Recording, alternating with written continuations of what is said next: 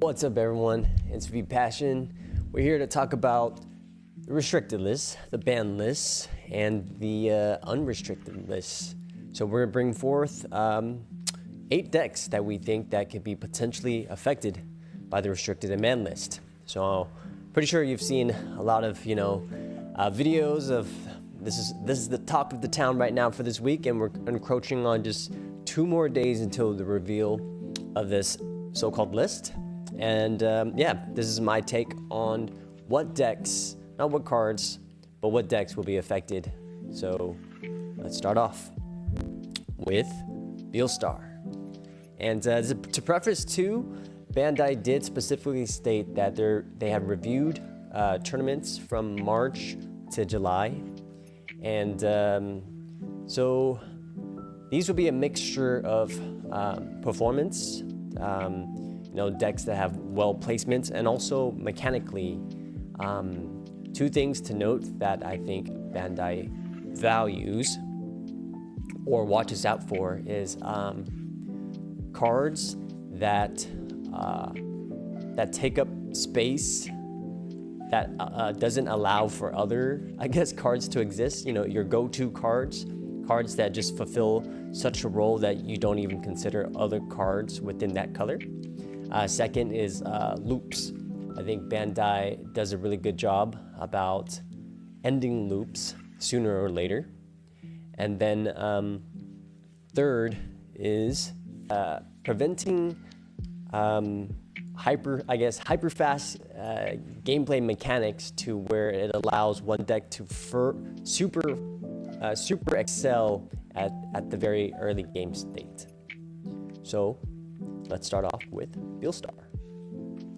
First, bind red trigger.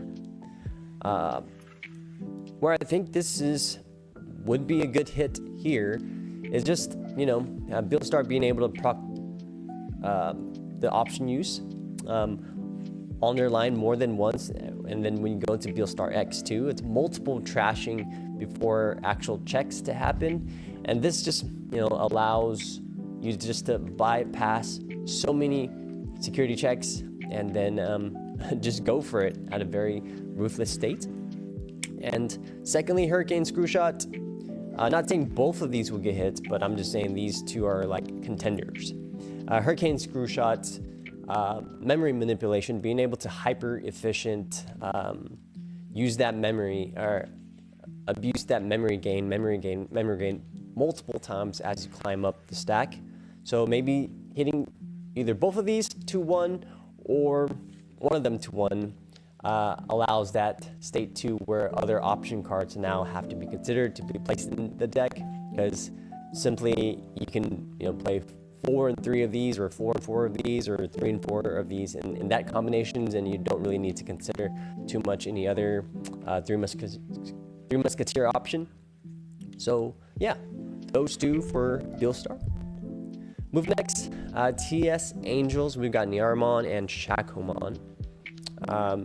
Speaking on the loop side, yeah, here Omnimon synergizes with the deck so well that it allows so many events to unfold, right? You can spam out your 4s and get that memory gain twice going into your DNA. And the reason why not Nero alone would be enough for TS Angels is because you could just run 1 Nero egg and still do a 50-50 coin toss with your initial push. And Shakomon has to be in conjunction with it, is to just again prevent multiple of this occurring in an instance early game, and just having that unfair advantage, uninteractable advantage early game, and just taking games so easily without a back and forth so much to say. Move next, Glowing Dawn. The reason here I put Murasame is going back to Bandai's value of early game acceleration, and Murasamemon allows you to early game excel really quick without much setup. So just being able to just jump into your 6 off of a turn 2 push, and also in conjunction with Monarch Lizamon here, just also in game states, so many games where it's not too hard for the Glowing Dawn player to do 5 checks and then slam a level 5 to get the Monarch Liza and swing for game. So just slowing down that just a bit and maybe giving grace for at least one more turn of exchange before a full right, just OTK on a second or third turn push. So just to keep these a little bit more tame, not completely destroy the deck, but to, yeah, adjust the acceleration just a little bit. Moving next, we got Toho Braves. This one was really hard to look at because, like, there's consideration for like the egg, right? But if you take out the egg, the execute egg, you kind of take away the mechanic of the deck, because a lot of the deck is decodes, on deletions, and ways to self-proc your stack, as well as the end of turn accelerating with your swing and evoing up into Shishima. So taking away the execute egg, I think really would hurt the deck overall, and I think they don't want to just destroy their mechanic, so to say. So maybe the Semiogen Arrival would help, just taking away from some insane setups, I'd say. Like having this and being able to go into Susano, wipe the board, and then following up with any of your 6s to then rebuild the board alongside your decodes and on deletion from that Susano, or just building a stickier board state with your level 6 and having this as a backup and creating not impossible to outboard states, but such difficult board states for this interaction early on. So this would make the most sense for me. I don't know if it'll happen, because this card will help sell Kunlun in the next set in BT26. So it'll be, in contention with that. But after a long thought, like other candidates like Analog Youth, I don't know how much damage that would do. Of course, it'll prevent trashing. But we saw from our champion Kurova over in Asia won outright with no Analogs Youth in his list, and was still able to perform excellently without it. So things to consider there. Next, Vulcanus. And here I'm just basing off of what Bandai statement was saying, tournament reviews from March to July, and Vulcanus was very popular in many of the formats throughout. And I thought about it here too. I could not pinpoint a card to actually consider within Vulcanus. Dan Kanan Yuki was a candidate, but I don't know if they would hit that. Considering that they did make a new Dan and a new Kanan, but Dan Kanan Yuki is a card that helps sells the set forward too. So kind of rough to say. And if I had to withdraw that and put in another thought for Vulcanus, it would maybe be Divine Arms, and putting Divine Arms down to 1, just to slow down those kill turns a bit, and outright hypercycle through and being able to swing, do 3 checks, unsuspend, another 3 checks, and so and so. So maybe distilling down to less potential checks, and Omni DNA, another great performer throughout the different meta between March to July, and similarly to it's ping-ponging, so it's hard just to limit one of these. I think what would make the most sense to me is the Alter S. I know you can still kill with the Crest and the Gray, the Blitz Gray to swing, unsuspend, swing. So that's 4 checks with the Alliance there, and then going into the new Omnimon and trashing the last and checking the last.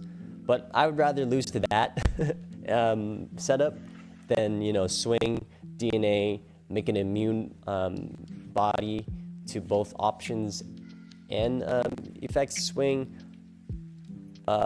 split up DNA again, become another omni-immune being, swing. So just to prevent maybe that loopish cycle, but while not too much destroying the deck outright. So that's my consideration there for Omni DNA. Medusa, and probably not as of late in these formats, but if we're reviewing from March to say May, Medusa was such a strong contender as a liberator. And if they're gonna hit, those other top decks potentially, then they'll have to tame down Medusa a bit too, just to keep things in a field, I guess. And thought about here for Medusa too, wasn't much candidates I can consider. Like Digimon would have been maybe one of them, but it makes most sense for me here is the hand main effects BT24 Lamia, just to maybe slow down a recursion turn a bit, just to keep the interaction and bounce back from being just way too powerful, and able to scramble back or play another rookie and immediately jump into Lamia, which then can nets you back 2 memory. Essentially this Lamia for 1, and going into jumping back to Medusa, getting you that swing and reset up again. So maybe this will help tame Medusa a bit, but those would be my only 2 candidates. Medusa, Lamia mainly, and GG in an afterthought, but Lamia makes sense to me here. And then moving over to Rocks as another liberator. Again, maybe not in the recent format, but earlier on between March, April and May, just to slow down that cycle of memory efficiency to tame down Tumblemon to 1. Even having 2 Tumblemons able to constantly cycle through and expanding your turn in hyper efficient climbs. Maybe that will tame Rocks a bit. And like I said in the justification earlier, if you're gonna tame down the other top decks, to continue to tame down these to rebalance playing field. And finally, perhaps these are already at 1, but maybe do we say goodbye to these memory gain option cards? It'll be sad for Blinding Ray. We just got a beautiful alt art and Gravity Crush.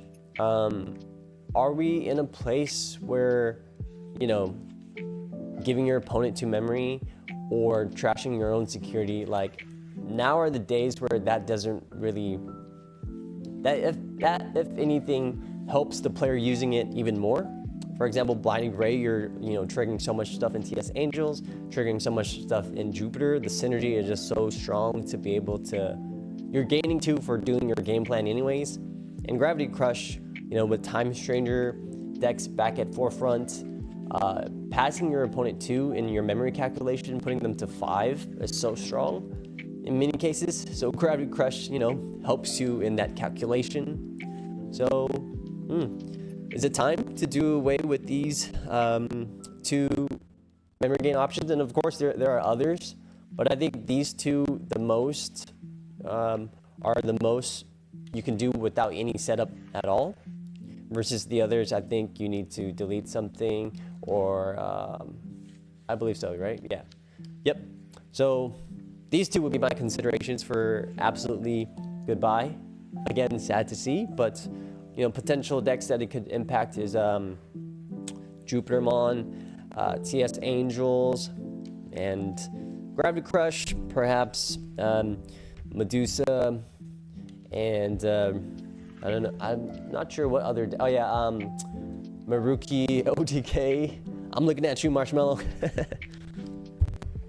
And then is it time that we finally welcome back our Lord Greymon X Antibody, who's now looking back, because it's like he's done just petty crimes, and now being imprisoned for so long for such, if you look at the damage she's doing nowadays, it's so petty, right? There's so many decks that you're evolving for free. You're warping up so many stages from your 3 to level 6 that Greymon X, just let it be, man.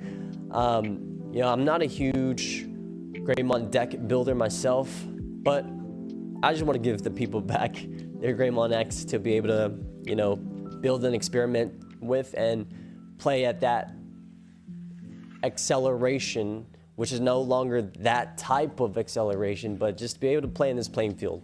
So, can we welcome back Greymon X? Can we send this beautiful alt art card to the moon? We'll find out within the next few days or so. But yeah, those are my takes. And let me know what you think. All right, is there any other card I'm missing in consideration? Did I say too much on a certain type of decks? I know.